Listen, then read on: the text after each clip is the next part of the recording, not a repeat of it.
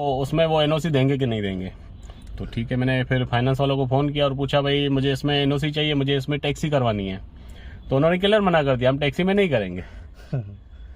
Good morning guys, welcome back to my new blog. मेरे channel Baroda cab blog में आप सबका स्वागत है। दोस्तों आशा करता हूँ आप सब बहुत अच्छे से होंगे, खुश होंगे, स्वस्थ भी होंगे। दोस्तों आज मेरे एक सब्सक्राइबर का उनसे मुझे मिलना है अहमदाबाद में। आज मेरी ड्यूटी भी है, 2:30 बजे करीब 3 बजे मैं अहमदाबाद जाऊँगा और उनसे भी मिलूंगा। और उन्होंने जो गलती की है शायद आप ना करें ऐसी गलती जो कि ज़िंदगी भर आपको रोना पड़े। तो दोस्तों आज का मैटर है सेकेंड हैंड यूज कार लेने का। उसका ओला उबर में लगाने के क्या प्रोसेस होता है, क्या इंक्वायरी होती है, क्या क्या उसमें लगता है और क्या किन किन चीज़ों का ध्यान रखना हो उस चीज़ के अंदर। तो आज का ब्लॉग उसी के ऊपर है टोटली। अगर आप एक सेकेंड हैंड यूज कार ले रहे हैं ओला उबर के लिए चलाने के लिए, आपका एक सपना है कि मैं भी एक ओला उबर में कैब चलाऊँगा और अर्निंग करूँगा। तो दोस्तों काफ़ी सारे भाई होते हैं जो एक नई गाड़ी परचेस करने की उनके पास बजट नहीं होता है, पर वो सेकेंड हैंड यूज कार में जाना चाहते हैं। जैसे मैं भी गया था, मेरे जब स्टार्टिंग मैंने जब की थी ओला में, तो मैंने भी एक सेकेंड हैंड यूज कार को ही लिया था। पर मुझे एक्सपीरियंस था, इसके लिए कोई इशू नहीं है। बट जिन भाइयों को एक्सपीरियंस नहीं होता, जो आज मैं भाई से मिलने वाला हूँ अहमदाबाद जाके, तो आपको भी सुनाऊंगा क्या हुआ था उनके साथ। अगर आज मैं नहीं होता तो उनको बहुत बड़ी मुसीबत में फंसना था। तो दोस्तों अगर आप एक सेकेंड हैंड यूज कार लेने का प्लान कर रहे हैं, विचार रहे हैं, सोच रहे हैं, तो ये वीडियो आपके लिए होने वाली है। आप इस वीडियो को बिल्कुल भी लास्ट तक जरूर देख लेना, इसकी मत करना, क्योंकि आप सेकेंड हैंड यूज कार ले रहे हैं तो किन किन बातों का ध्यान रखना है और एक सेकेंड हैंड यूज कार लेने के क्या बेनिफिट होते हैं वो भी आप सबको समझ जाएंगे। तो दोस्तों आज का ब्लॉग कर लेते हैं स्टार्ट। और अब ब्लॉग अच्छा लगे तो लाइक कर देना, दोस्तों तक शेयर कर देना, चैनल को सब्सक्राइब कर देना। अगर आपने अभी तक मेरा चैनल सब्सक्राइब नहीं किया है तो कर लो, बेल आइकन दबा दो ताकि आने वाली वीडियो आपको मिलती रहे सबसे पहले। तो दोस्तों आज का ब्लॉग कर लेते हैं।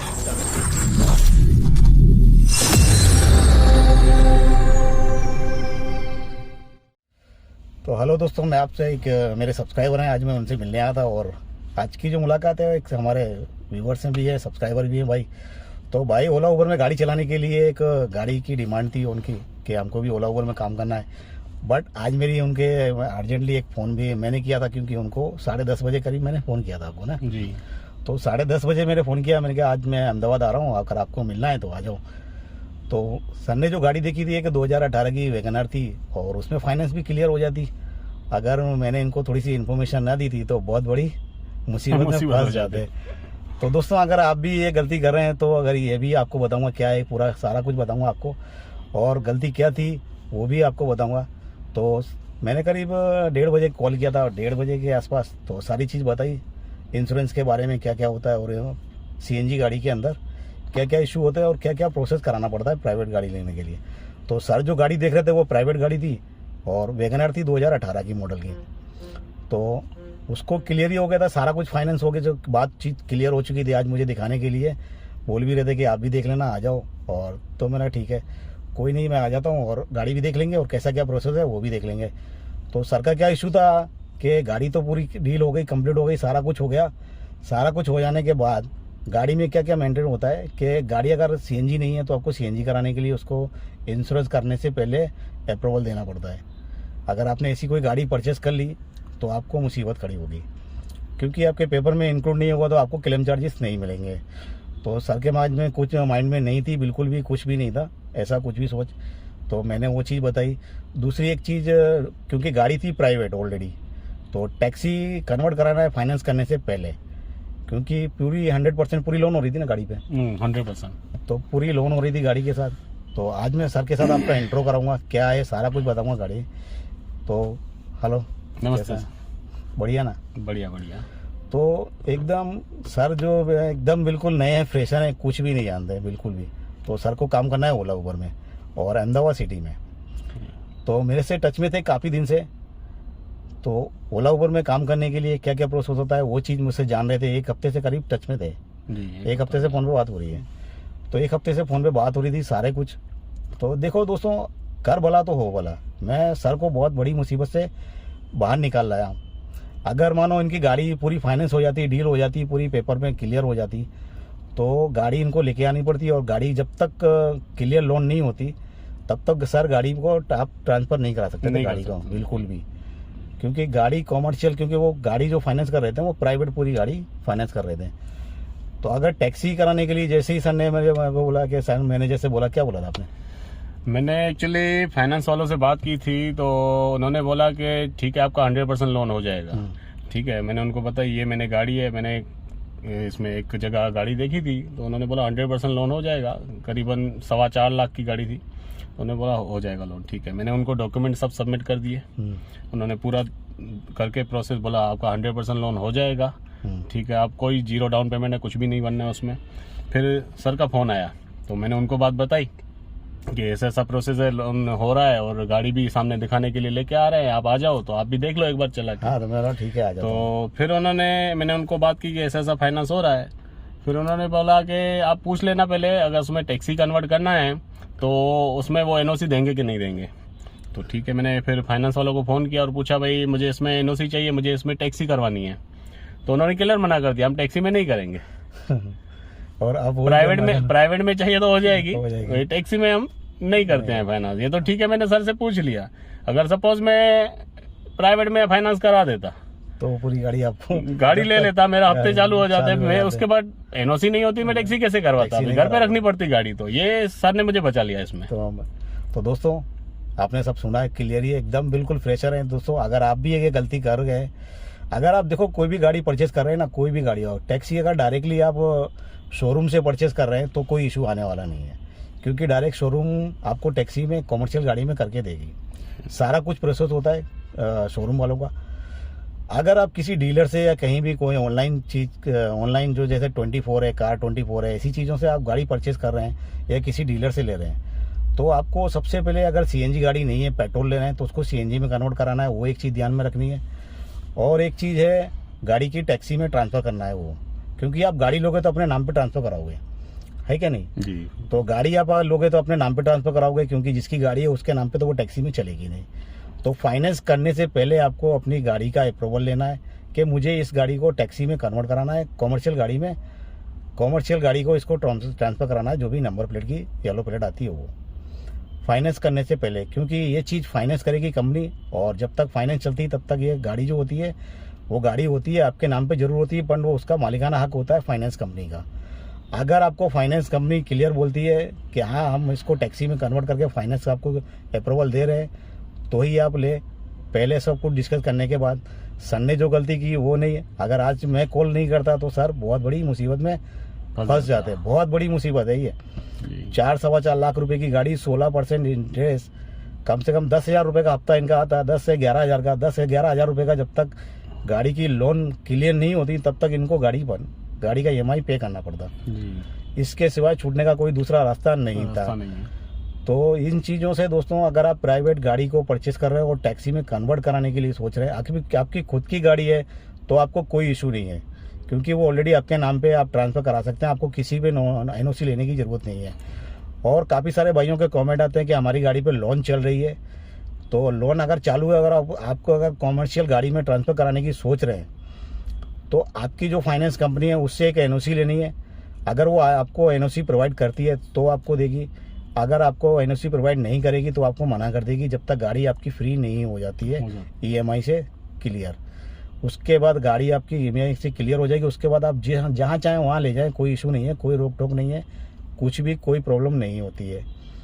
तो मैंने सोचा क्योंकि आप लोगों को एक सीख मिले, सर के साथ एक वीडियो शूट करी जाए। ना ये मेरे जानने वाले हैं ना पहचानने वाले हैं, बस थ्रू एक इंसानियत के नाते 1 हफ्ते से मेरे से कांटेक्ट में थे। और मैं बड़ौदा पिछली बार आया था, बड़ौदा से अहमदाबाद आया था, तो मैंने एक वीडियो बनाई थी, तो सर ने देखी थी, तो बोला आप मेरे को फ़ोन नहीं किया, मैं आपसे मिलने वाला था। तो मैं सर को बोला कि मैं नेक्स्ट टाइम आऊँगा आपको कॉल कर दूंगा और आपसे एक मुलाकात ज़रूर करूँगा।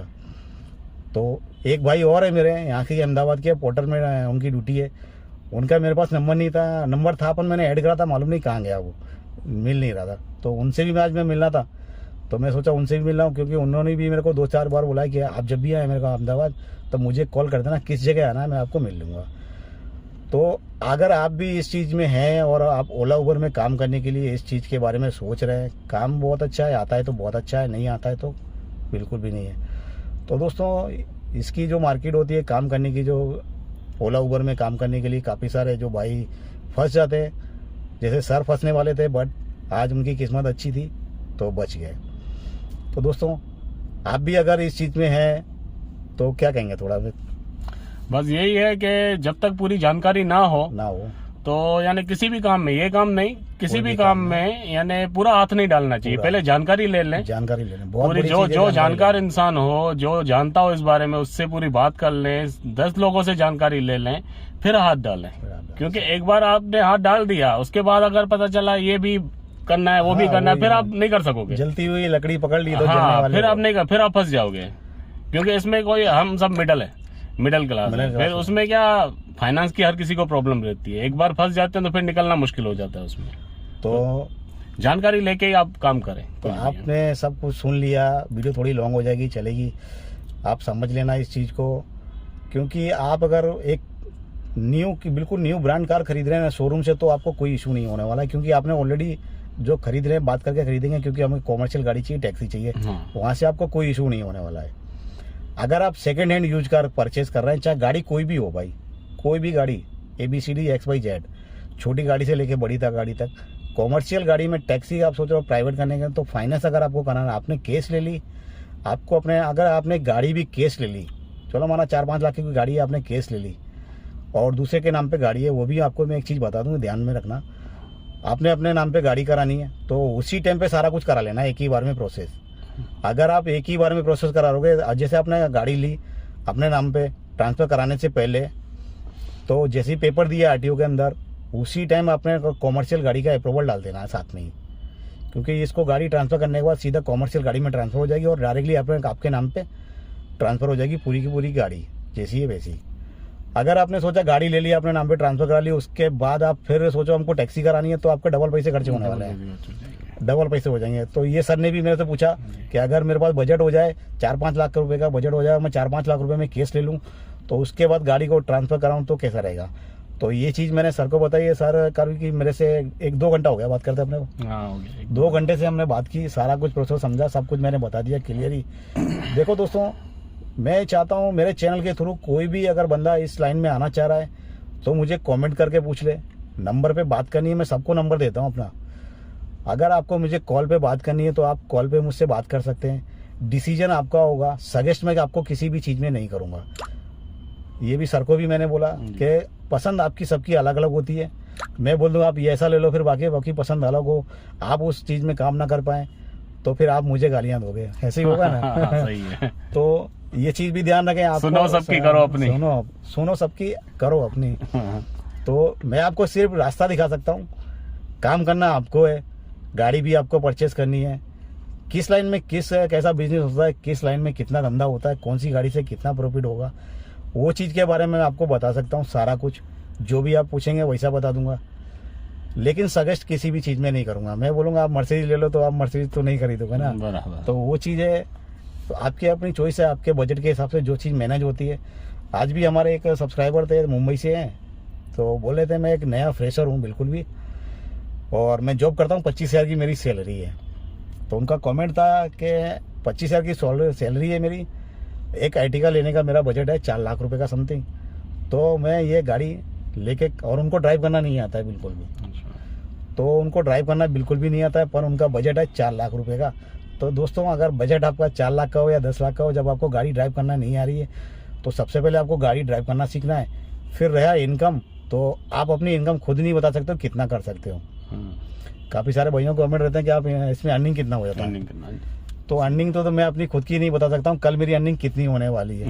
ये चीज़ है ना, बहुत सारे भाई कमेंट करते हैं कि अर्निंग कितना हो जाता है। तो दोस्तों, अगर मैं खुद की अपनी अर्निंग, कल कितनी मेरी अर्निंग होने वाली है वो मैं आपको पहले से नहीं बता सकता। आज मेरी कितनी अर्निंग हुई वो मैं बता सकता हूँ, क्योंकि सुबह से मैंने गाड़ी चलाई और अभी तक ड्रॉप किया, तो मेरी आज की अर्निंग कितनी हुई वो मैं आपको बता दूंगा। अर्निंग होने के बाद मुझे मालूम पड़ेगा कि मेरी अर्निंग आज की कितनी हुई। तो आज की जो मेरी अर्निंग हुई थी वो मैं आपको बता देता हूँ। 1133 रुपये का मैंने उबर में काम किया था और 2500 रुपये की मेरी ड्रॉपिंग थी अहमदाबाद की, तो वो मैंने ड्रॉप कर दिए और अभी यहाँ से जाने के लिए मैं कुछ ढूंढूंगा। तो अभी तक कुछ ना कुछ मिल जाता, पर मुझे सर को टाइम देना था, तो कोई नहीं, इशू नहीं है, कोई खाली भी जाऊंगा तो कोई भी कुछ नहीं। पर मेरे एक सब्सक्राइबर थे, मुझसे बात की, अच्छे से बात की, सारा कुछ समझे, मुझसे भी मिलने की कोशिश मिले मुझसे, तो आप मुझसे मिले, आप संतुष्ट हुए? कुछ बिल्कुल आपको बिल्कुल कुछ नॉलेज सर। मिले? अरे सर यानी इतना नॉलेज मिला कि मैं अभी लाइन में तो आया ही नहीं हूँ, पर सर से बहुत नॉलेज मिल गया, क्या करना चाहिए क्या नहीं करना चाहिए, और आगे मुझे गाड़ी लेनी है तो किस तरह से लेनी है, किस तरीके से लेनी है, यानी तो वो सारा- गलती मैं अभी नहीं करूंगा। सारा कुछ मैंने सर को बिल्कुल भी A to Z बिल्कुल भी समझा दिया, हर चीज़ के बारे में। जितनी भी चीज़ें आती हैं टैक्सी लाइन के अंदर, सारा कुछ बिल्कुल A to Z, एक से लेके बिल्कुल। लास्ट तक मैंने सारा कुछ बता दिया क्लियरली, बहुत अच्छे से समझ गए। अभी जो गलती की वो गलती दोबारा नहीं होगी। इसमें ज़्यादा टाइम नहीं था, अगर आज इनकी मेरे से बात नहीं होती ना, आज की अगर मेरे से बात नहीं होती, अगर मैं सुबह 10:30 बजे इनको कॉल नहीं करता, जी। तो ये आज 100% फंस जाते। फंस जाता, गाड़ी लेके आते और साथ में एक अगरबत्ती और का वो- पैकेट भी लेके आते, और अगरबत्ती ऑलरेडी करने के लिए। मुसीबत में है। इनका बिजनेस जो है 6 महीने चलने वाला बिजनेस है, उसमें पैसे फंसे हुए हैं, तो सोचे थोड़ा बहुत मैनेज करके दूसरा थोड़ा बहुत काम कर लें, तो ये और ज्यादा मुसीबत में, ऑलरेडी मुसीबत में है और ज्यादा मुसीबत में आ जाते हैं। तो चलो ऊपर वाले का शुक्र था कि इनको बचा लिया। और देखो, तिनका डूबने वाले के लिए तिनके का सहारा बहुत जरूरी है, तो इतना बहुत होता है सारा। तो इनकी जो मेरी बात हो गई उस चीज से ये बच गए, और गाड़ी की जो डील थी वो हो गई कैंसिल। आज जो डील इनकी कैंसिल क्यों हो गई, मेरी वजह से हो गई, और जिनकी डील हुई वो भी मुझे गालियां दे रहे होंगे अंदर अंदर। तो दोस्तों, आज का ब्लॉग यही कंप्लीट कर लेते हैं, और ब्लॉग अच्छा लगे तो वीडियो को लाइक कर देना, दोस्तों तक शेयर कर देना, चैनल को सब्सक्राइब कर देना, क्योंकि दोस्तों ये वीडियो है आपके लिए, आपकी इन्फॉर्मेशन के लिए, आप समझ लेना इस चीज़ को, उसके बाद ही कोई चीज़ में हाथ डालना। बिल्कुल। तो आज का ब्लॉग कर देते हैं कंप्लीट। जय हिंद।